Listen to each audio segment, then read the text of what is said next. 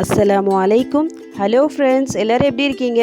Welcome to taste my foot. இப்போ குட்டீஸ்லாம் வீட்டில் இருக்கிறதால என்ன ஸ்நாக்ஸ் செஞ்சு கொடுக்கலாம்னு சொல்லிட்டு ஒரே கன்ஃபியூஷன்.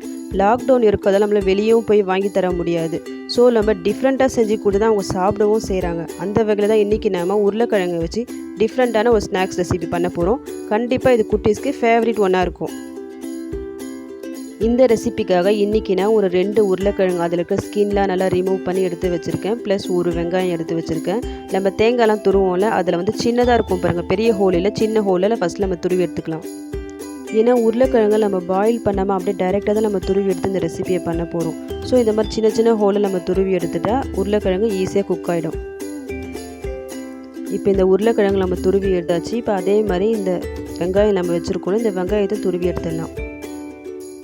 இந்த மாதிரி மெலிசாக இருக்கணும், அப்போ தான் ஈஸியாக குக் ஆகிடும். இப்போ நம்ம மசாலா சேர்த்துக்கலாம். இதில் நான் என்ன ஆட் பண்ணேன்னா, ஒரு 1 ஸ்பூன் அளவுக்கு pepper powder, 2 spoon chilli flakes இல்லைனா நார்மல் மிளகாய்த்தூள் கூட ஆட் பண்ண நல்லதாக இருக்கும். ப்ளஸ் ஒரு ஸ்பூன் அளவுக்கு சாட் மசாலா இருந்தால் ஆட் பண்ணிக்கிங்க, இன்னும் டேஸ்ட்டு கொடுக்கும். அப்படி இல்லைனா ஸ்கிப் பண்ணிக்கிங்க, நோ ப்ராப்ளம். தேவையான அளவு சால்ட்டு, சின்ன சின்னதாக கட் பண்ண கொத்தமல்லி. நெக்ஸ்ட்டு திக்னஸ்க்காக ஒரு 2 டேபிள் ஸ்பூன் அளவுக்கு கார்ன்ஃப்ளவர் சேர்க்குறேன். கார்ன்ஃப்ளவருக்கு பதிலாக நீங்கள் மைதா இல்லைனா கடலை மாவு கூட ஆட் பண்ணலாம். எல்லாத்தையும் போட்டு நல்லா மிக்ஸ் பண்ணி விட்டுக்குங்க. நல்லா கோட்டார மாதிரி மிக்ஸ் பண்ணிக்கிங்க.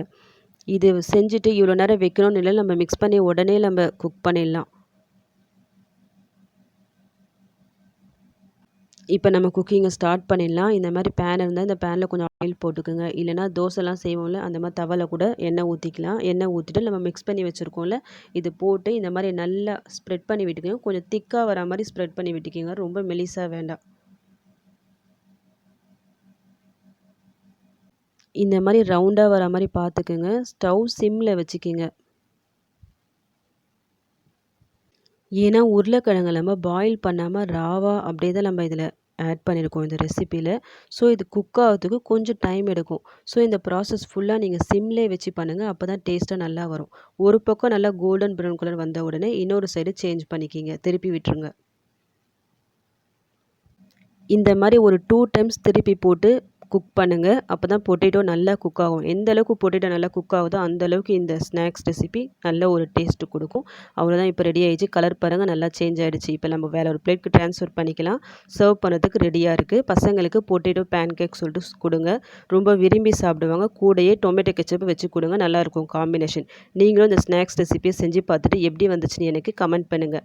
இந்த ரெசிபி உங்களுக்கு பிடிச்சிருந்தா என்னுடைய சேனலை லைக் பண்ணுங்கள், ஷேர் பண்ணுங்கள், கமெண்ட் பண்ணுங்கள். மறக்காமல் சப்ஸ்கிரைப் பண்ணுங்கள். Thank you.